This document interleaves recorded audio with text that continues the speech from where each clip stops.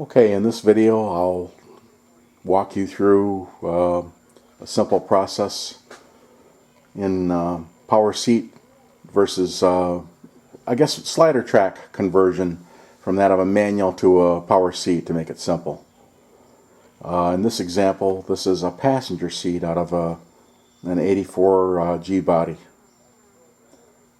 And here are the manual tracks on the passenger seat in this example. Out of the car.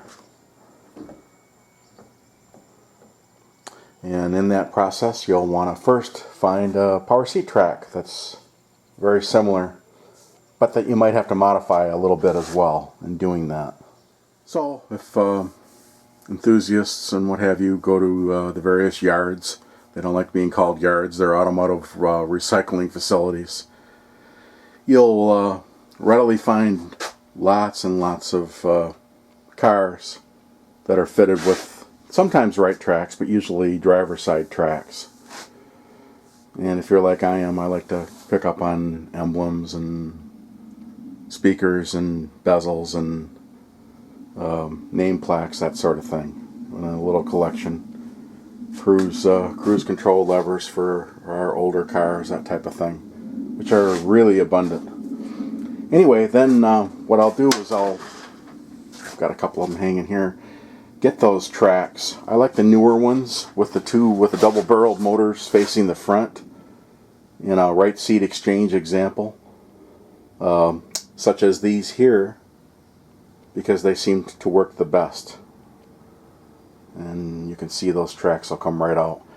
And then you can break those down and lubricate those same tracks and clean them up. Sometimes they're a little rusty on the feet and so on.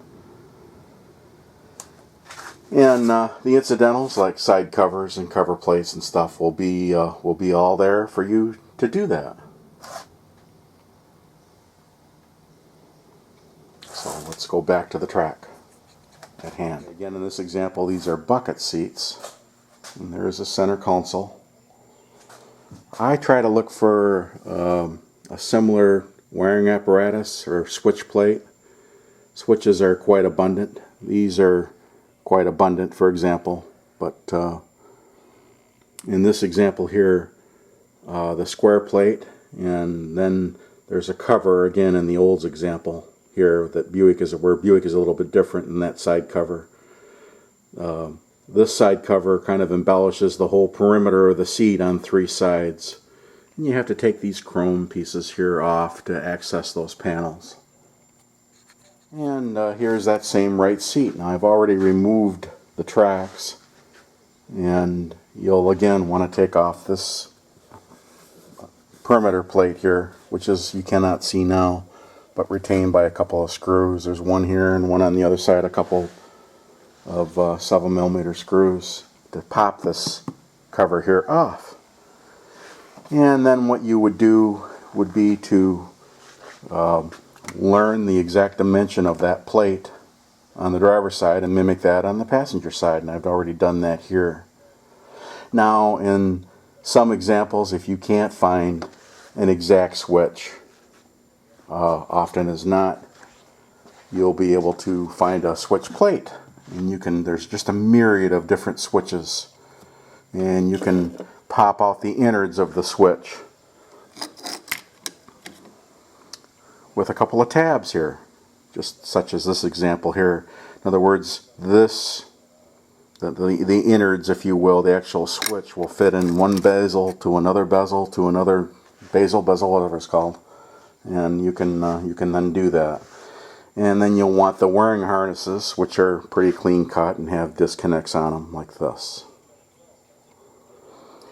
In different examples of different pin patterns for the various switches, you'll probably note that in these two examples, these are different.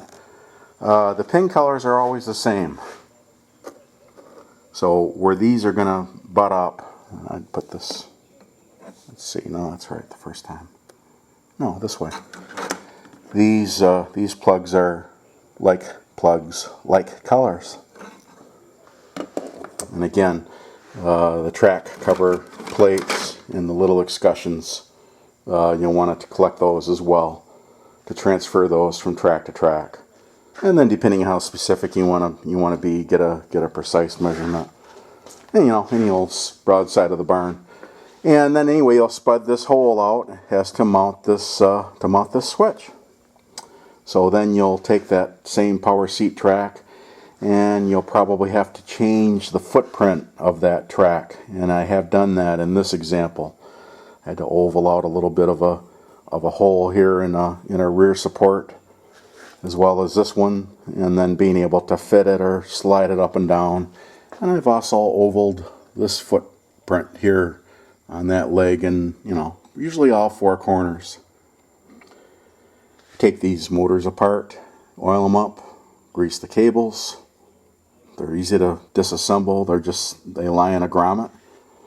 And again, the disconnects here.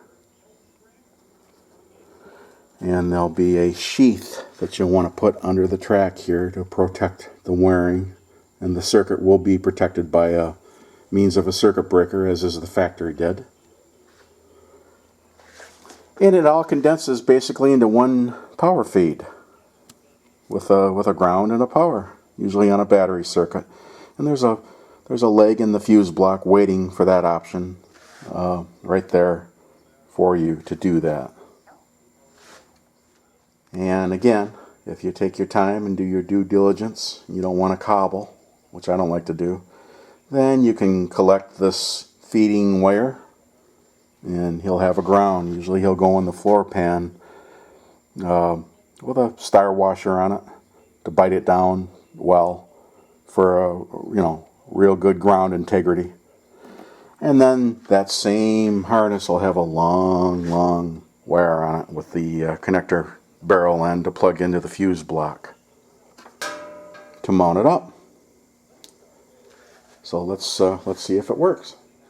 Okay, and then we'll plug that same leg in, color for color, very easy. A ground and a power feed, and find a battery, such as this battery that I have out here. And again, in some examples, you'll find that a forward command in a factory wired scenario will be different for right and left. So here, were it to go forward, the track's going to obviously go forward and backward. And then you'd have, this is an 8-way, you'd have down, and then up, and then back tilt, back up, front tilt, front up for 8 positions. And after that, take the seat back. These are some pivoting points on this bucket example, and oil those points and the restraint and the retainer for the back to fold down. Get in there and put a little bit of oil in those different bearing places. And the end result would be an assembled, now fitted track for a power seat, which is always welcomed. And the various escutcheons and so on will be covered by the the black covers. And on the end of the feet, save these screws and put the little black inserts on the ends to cover the track ends up. So when you open the door, you don't have to look at that. And then, again, in this example with these side shrouds, don't lose placement of the different washers and where the seat will actually pivot. Here's a rest bolt here, and here's the actual bolt with that's a sleeve bolt, so the seat will then pivot. Pretty simple. And you'll have your track. Again, just go to automotive recycling facilities, and that's what, again, they like to be called. And you can do that conversion. But again, it's easy to leave and not get everything. So take these shrouds, take the little covers that you saw earlier to cover the feet up, and you'll be good. And after that, if the directions are wrong, in other words, a forward command, I guess I omitted that thought and I didn't finish with that thought, is a backward, and a backward is a forward. Well, you can see color for color here. What I've done is change that wire color. And in this example, it's a green to a tan. You'll see them on the upper side as a tan. And a tan to a green.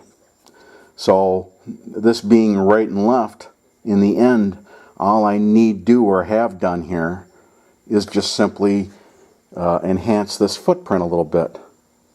Because I don't want to, put lag bolt screw floors and make a mess of things. I want to just make it a, kind of a clean sweep, one and done type thing. And that's what I've done here to have that occur.